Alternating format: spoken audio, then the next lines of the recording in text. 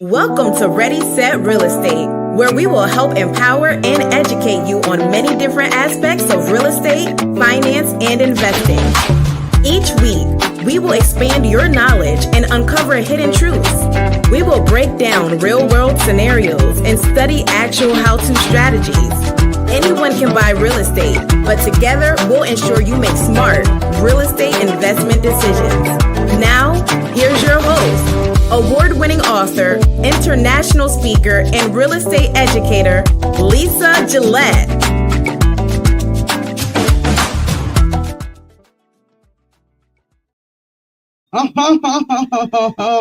Happy Wednesday, beautiful souls, wherever you are on this phenomenal planet. Let me fix my hand. Oh, wow. What a week. Guess what? Happy summer solstice. Summer has officially begun.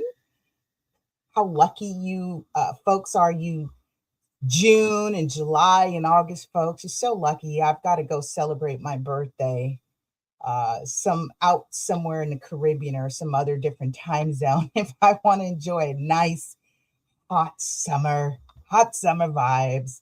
I'm feeling great. I trust you are. We are at this Wednesday. Lots been going on. I was just reading a headline this morning. So I'm from California for those who are new to the show. Hi, say hello. My name's Lisa Gillett. I was reading a headline this morning, and this headline said something to the effect of 17 states are suing California. Let me take this. Okay, there we go. I'm like centering my camera. 17 states are suing California for our plastic ban ordinance. These states are saying they are affecting interstate commerce. Why that makes sense or why that's so funny to me or interesting to me is because I'm a law student graduate. And I said, if this isn't a con law question, hypothetical fact pattern, ready to be tested in the future, yes. So there was something about it affecting, it violates the Commerce Clause and all that fun stuff. So California up and at it again. And that's what happens when you're a state that's the equivalent of, world economies. That's the power. If you haven't heard me mention this on the show, that is the power California commands, that we're like fourth in GDP around the world, like the state of California. Wow. Mind-boggling. With that being said, we will be talking about post-pandemic as we talk about the effects of world economies and commerce and GDP and all that fun stuff. I'm over here pinning, you see me looking away.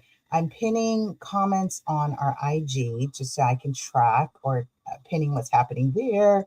Let me move my monitors. Great thing of having double monitors so I can see what's going on. Sweet. And we are on episode 274. Today we will be talking about, what are we talking about today? Gosh, nope, move that. We are talking about, it's coming. Wait for it. We are talking about buying a duplex post-pandemic. Why does that matter? Because if you are in California or some of these other states that enacted statewide rent control, it matters a whole bunch. There was a lot that we got stuck with during the pandemic.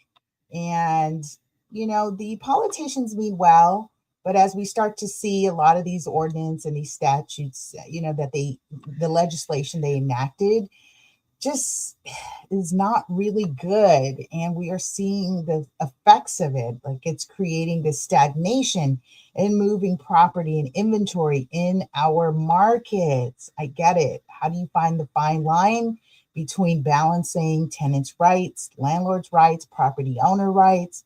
So we'll talk about that today. We'll just do a discussion style today. No PowerPoint slides today.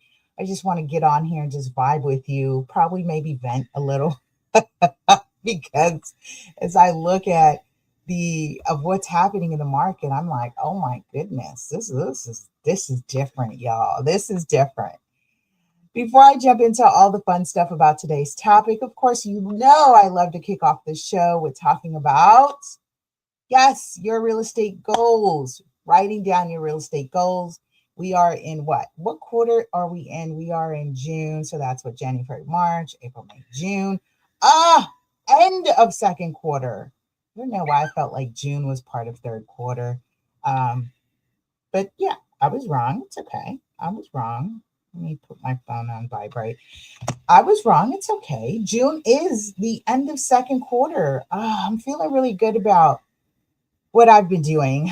I've been really productive. I've continued to show and share here on the show. I did say after July, I've got a vacation coming up and I'm going to do me, y'all. I'm going to do me. And when I come back, I did say that I will be bringing guests on the show. I've got a lot of interesting folks that I can't wait to share with you. And I'm looking forward to that. So if you or someone you know is interested in being on the show, and you know I don't take it lightly to share the platform with our guests, especially because you all I value, and I hold your ear, right? I hold your vision, your attention very near and dear to me. So I just don't want to throw anyone on here that's not in alignment with our show's goal and purpose, which is edutainment, real estate literacy, and just sharing with you market news and market updates, all that good stuff, positive vibes, and a little bit motivation here, a little encouragement, letting you know that you've got an advocate on your side, that, you know, I'm here to push you along the way. You're almost there. You're almost there. So as we talk about those real estate goals and writing them down, so important to write them down. I wanted to add duplex to the conversation this week, and especially because I have a lot more clients that are interested in investing, and we'll use that word, investing versus purchasing, because now we're talking about taking on 2 units. So not just buying one home, now it's 2 homes. And I want to get into the nuances of why 2 units tends to be easier from a, let's say, first-time homeowner, first-time investor perspective, as opposed to the other units, although the other units would make more financial sense depending on your down payment and your source of savings.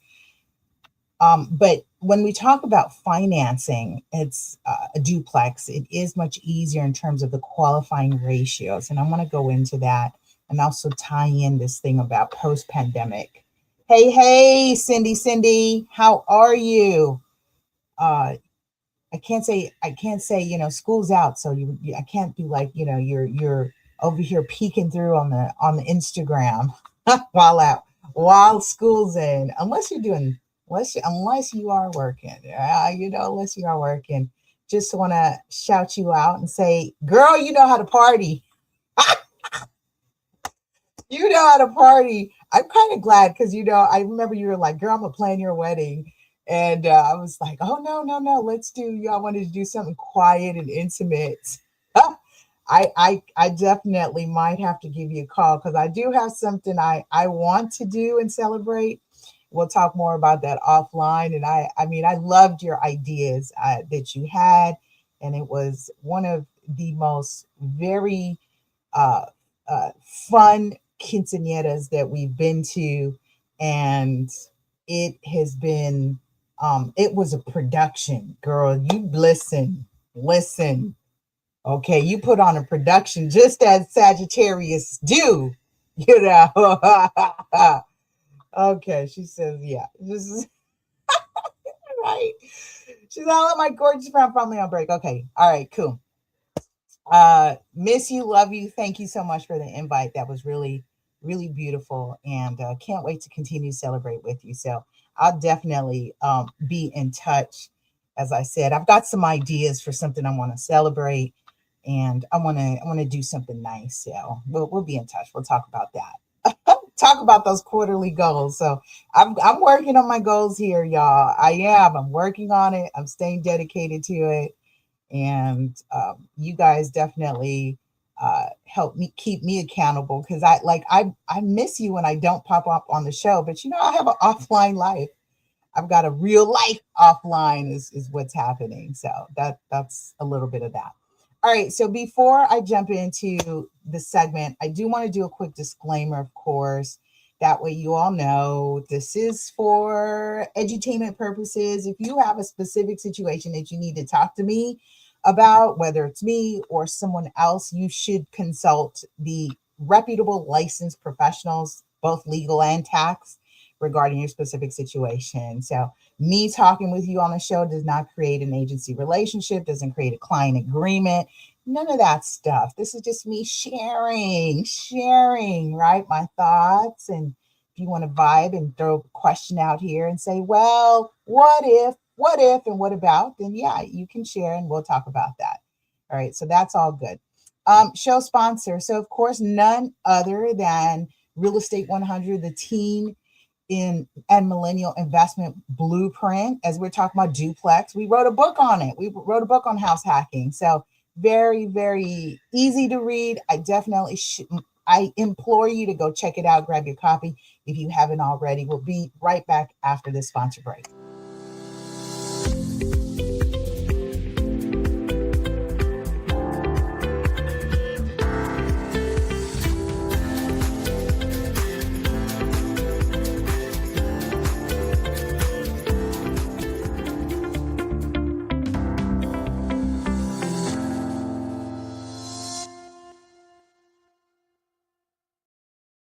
That's right. You can shop online, available at Amazon, Barnes and Noble. I mean, does anyone still shop at Barnes and Noble? Yes, I do. It's like my staple. My thing is walking into like Staples or Office Depot and Barnes and Noble. Like that's my wow.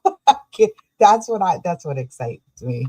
That's what excites me. I've always, when I think about when I first started my first entrepreneur business, I bought my little multifunction fax machine and printer. I bought a card stock of paper and designed my business cards. Listen, I was serious about this. I was serious. So yeah, Barnes and Nobles, I still go into it. I'm tactile. I want to touch things. I want to see it live and direct. So if we need more of us doing that, we need more of us doing that so that we don't lose our stores. Okay. As I said, we'll be talking about today about buying a duplex post-pandemic. Don't have any slides for you, but I do just want to talk with you and just share with you here. So if you are tuning in on our IG, make sure you share, you press 1, let me know you're here. Press 2, let me know you shared it. If you or someone you know is looking into investing in multifamily properties, today is a good introduction conversation. I won't say a course, essentially, just an introduction into that conversation for some things you should be thinking about, things that you need to know post-pandemic, because rent control, right? We are now a statewide rent control. That means from state level to county level to unincorporated city level to city level, right? So 4 levels of governments have enacted some type of rent control, tenant protections. So it's very important for you to understand when you're thinking about buying multifamily property. All right. So appreciate it. She says, yep. Cindy's out here sharing. Thank you. All right. Shout out to Crown Vic DMV. I think that's somebody in the Delaware, Maryland, Virginia area. Shout out to those on the East Coast tuning in, catching me on our live today. So let's talk about that. So here's the thing about buying income property, or let's a duplex, right? So what's a duplex? That's 2 units. That is, here in California, we tend to have it side by side. So they can be designed as an upstairs and downstairs, or side by side, or front and rear types properties. They can also be detached, which I really like. I like those cute detached ones where it's two separate units, right? Two separate single family homes. Those are cute too. So depending where you are in the state or country, the build can vary. However, but as long as we have 2 meters, 2 meters, then that means we've got like an official. And why I say 2 meters, because that's what the lender is going to be looking for. Is there 2 meters? Are there 2 meters at the property? That's what they're looking for, is to qualify that. First off, right, the easy part is, do we have 2 units here? Yes, the meters are separate. I've noticed more often, here's what's interesting. So I'm going to sidebar real quick as I talk about what's happening in development. So the more we start seeing developments and more apartments, right? Apartment homes, luxury apartment homes being built. They are even doing separate meters for water. Wow. That means, back in the day, your landlord, you as the landlord would, there'd be 1 meter, you pay the water and you prorate it and that whole kind of thing. Now they've got separate meters happening for water, power, gas, to make it easy to stick all the utilities on the tenants.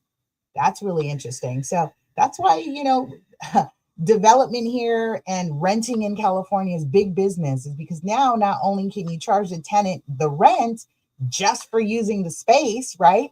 Quiet enjoyment and use of the property. That's the implied promise between you and the tenant, is that you won't bother them. They'll pay you rent and you let them use your space, of course, as long as they don't commit waste, which means they don't destroy the property, both voluntarily or permissively, them purposely doing it or voluntarily doing it. So that's what's happening here, is that developments are actually just putting utilities and the cost of living, renting the space, onto the tenant, which is why it's so high. It makes for a sweet deal. And then I'm just going to add this quick little sidebar. So the reason why we saw a lot of properties being torn down, especially even duplexes, right? Tearing down duplex and then using the land and the zoning of that property to build more apartment style housing, is because when that happens, they are not subject, the developer owner or new owner is not subject to rent control for 20 years. That means they can charge current market rents. That's the ordinance. The regulation allows developers to at least recoup their investment in building those apartments and allowing them to charge market rents. That's what we've been seeing, all this craziness about tearing down properties and building new ones. Why? Is because that's the way to get around low rents. Okay. Great segue right now into one of the first things we are looking at as the effect of post-pandemic. So we have the TPO, which is a tenant protection ordinance that was passed during the COVID time. And so we have this thing called rent control that protects tenants from facing severe or extreme or substantial rent hikes, right? New owner comes in, says, hey, I'm the new owner, I own this property, and I noticed you were paying $600 a month for a 2-bedroom. Heck no. Your new rent is now $2,450 for a 2-bedroom in this area at this square footage at this location, right? So that they're not dealing with those rent increases, because yes, it was happening. That was a real thing. And it was a way to force tenants out. So of course, California is like, we don't want to continue to unhouse people. We've got a housing crisis here. We don't have enough, quote unquote, enough inventory to house people. Although when I look out of area, I see a lot of government property, a lot of vacant land. So I don't know about this whole thing that we don't have enough housing, because I sell land properties too. And my client has for sale 10 acres out in the Lancaster area. So, yeah, and the government holds a lot of that property. as well, a lot of vacant land. So I don't know what is going on, right? What supply and demand is really what's going on, right? Because if you build more, then it affects rents, and then the people who are in office, are rubbing elbows and rubbing hands and all that good stuff and clinking wine glasses with people who are paying for their campaigns and paying to make sure they stay in office. Let's forget that I said that. No, I didn't say that. I didn't say palms are being greased. No, not at all. Moving along. So low rents. That's one of the things that we are running into. And here's why this isn't as significant. Because of course, if you're buying an income property, a duplex, and a lot of what's available on the market right now is being sold with the tenants. That means the current tenant protections requires some type of relocation money because they have a no at fault eviction. That means the tenant has not done anything to be evicted out of their home. And so if you want them to move, you've got to meet specific requirements that allows you to evict that tenant. One of those requirements is you or a family member or manager, you are moving on site. That's one of the reasons that you can evict it under a no fault eviction requirement. So you, as the owner, family member, or moving a property manager on site in that unit is going to occupy that unit in order for you to evict that tenant from that unit. Here's where it gets tricky because depending on the type of loan that you're using, right? Typically FHA insured loans, first time home buyer type programs, down payment assistance, that whole thing. And yes, you can use down payment assistance to purchase up to 4 units. That means you get 4 homes for as little as 3.5% down of the purchase price. That's pretty nice. The only thing with that is when you get up to more than 2 units, you get into the 3 to 4 units, you get into a qualifying ratio type thing. It's a 75% rule, which means that the gross rents have to be 75% of the mortgage. This is why low rents becomes an issue, because oftentimes low rents is not going to add up to 75% of the new mortgage that you are going to, take on based on price and current rate and current property tax rates. It's a lot more than that. So it makes it tricky to qualify for more than 2 units. I like to focus on 2 units because it does not have that 75% rule. Okay, so low rents tends to be the issue there. You can usually talk and work something else. So work something out, right? Negotiate something with the tenant. Those are opportunities and options. However, it is tricky because during the escrow process or when you're buying it, the current seller, usually doesn't want you to contact the tenant. We just have disclosure forms in terms of tenant estoppel certificates, meaning here's what the tenant is confirming, what the rents are, how long they've been there, what they own, what utilities they're paying, whether they are paying for the garage, if there is a garage, if they're renting storage, that whole thing. It has their attestation about what they've been paying, how long they've been paying, and whether they paid a deposit or not, right? So that's all the information that's important. But as it relates to how low rents come into play, very difficult because under tenant protections or under the TPO, you're not going to be able to increase those rents more than 3 to 4%, depending where you are and depending whether improvements or work was done. You'll likely get the 4%. If you do improvements on the property, you'll get 4%. But it's right now for California is 3% is the max increase that you can increase the tenant's rent. So that's going to be problematic if you are looking to try to live in a property and then have the tenant pay and cover most of the mortgage if there's a low paying a low rents revenue coming in from that unit. However, it still allows you to get your foot in the door. Those are the things you have to look out for. The other thing with post-pandemic property is what I just mentioned is no fault evictions. No fault evictions.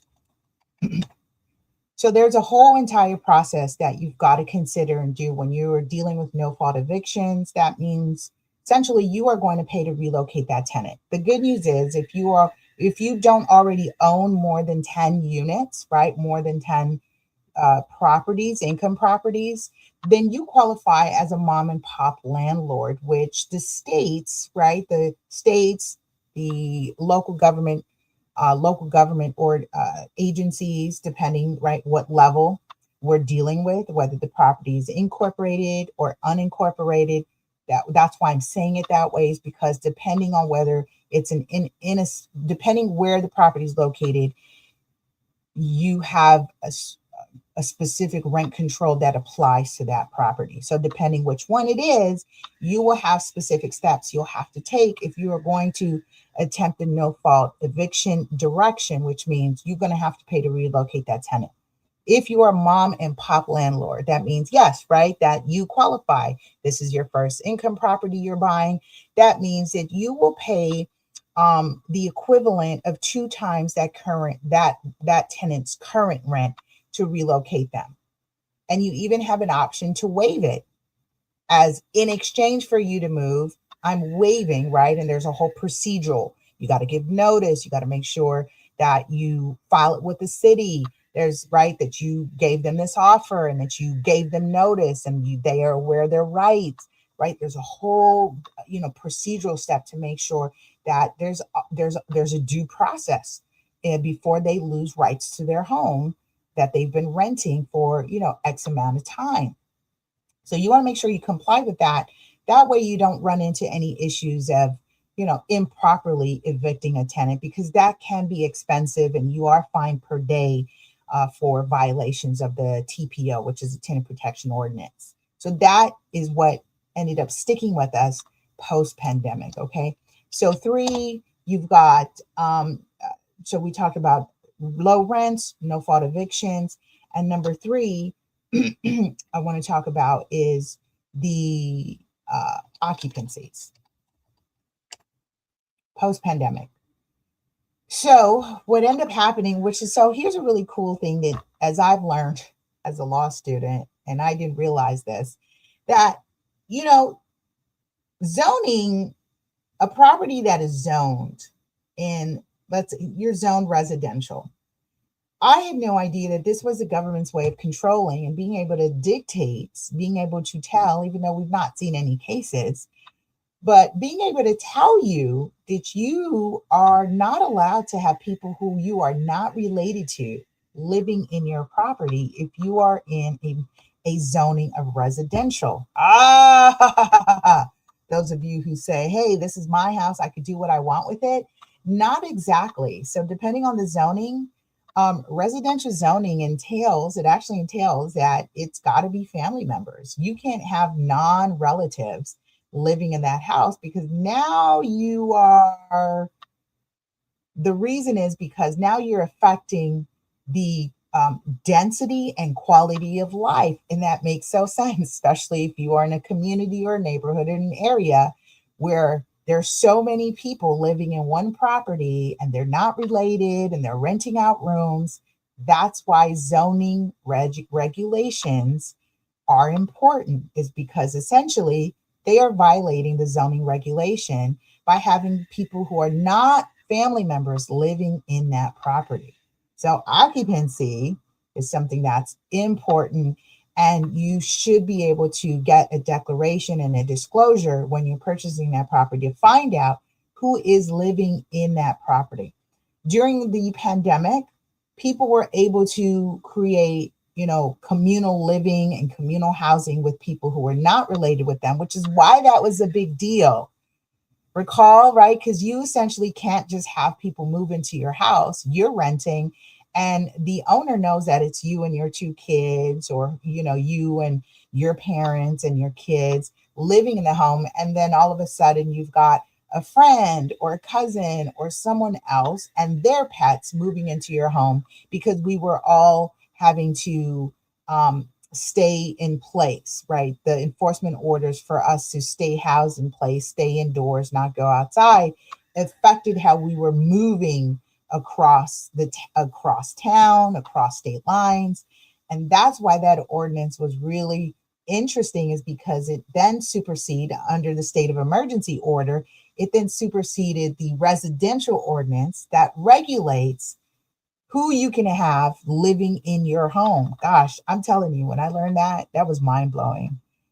When did I learned that in administrative law, and I was just like, wait, what? The government can tell you you can't have you can't have people you're not related to. Wait, they can tell you that you can't have anybody just living in your house? Yes, that's what zoning regulations are. It is the government's police power over property. That's how they control the intention and use of the certain properties: residential, commercial, agricultural, industrial, manufacturing. Get it right? That whole thing. That's why that matters. So that's what we got stuck with. And with that, that's a lot and it's heavy. I'm 30 minutes in and I'm going to leave it there. So what we got stuck with post-pandemic are low rents, right? Can increase rents exorbitantly or substantially.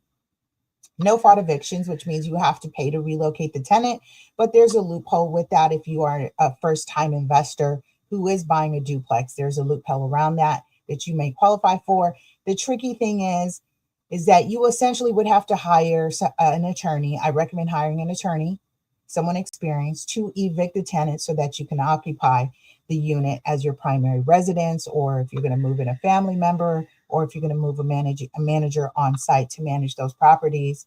In this particular one, I mean, you have another unit. I think it's something you can manage, right? If not, I definitely recommend a property manager. It's important for you to create a line of separation between you and tenants. So it's best to, that way you're not the point person. And I'm saying that from experience. We did property management. It alleviates a lot of the confrontation, the stressors, you having to tell somebody, can you please not park in the driveway? Can you please not leave the trash bin there? Can you please not do this? It avoids the conflict and confrontation, and sometimes even being bullied by your tenant. I've had my landlords be afraid of their tenants. So it helps to put a middle person in between that, like a property manager. It's worth the peace of mind so that you can create that line of separation and say, you know what? Hey, if you got any issues, contact the property manager, send your rent checks to the property manager, let the property manager deal with it. That way you are not wearing the hat as property manager, owner, landlord, handyman, all of that. It comes with a lot to consider. Okay. With that being said, make sure you buy our copy of Real Estate 100, the Teen and Millennial Investment Blueprint. We've got all the important information that you need. We've got some cute tips, spreadsheets, things to factor in terms of costs as it relates to the rent, right? So you are collecting rent, but that rent goes to pay what, right? What is inclusive of the expenses and the expenditures? We call those capital expenditures. So important if you're going to jump into the duplex game, right? As an income property landlord, there's some things you definitely need to know. So that book has been helpful for a lot of people, and I suggest that you grab your copy. It will be helpful for you too. With that being said, I'm going to wrap it up today. Have a powerful, productive week. We'll see you next week, same time, same place, right here on your favorite real estate podcast channel. And we'll see you next week. Have a great one, guys. Bye. Thank you for listening to the Ready, Set Real Estate Podcast with Lisa Gillett, the LA Super Agent. Please like, subscribe, and share LA Super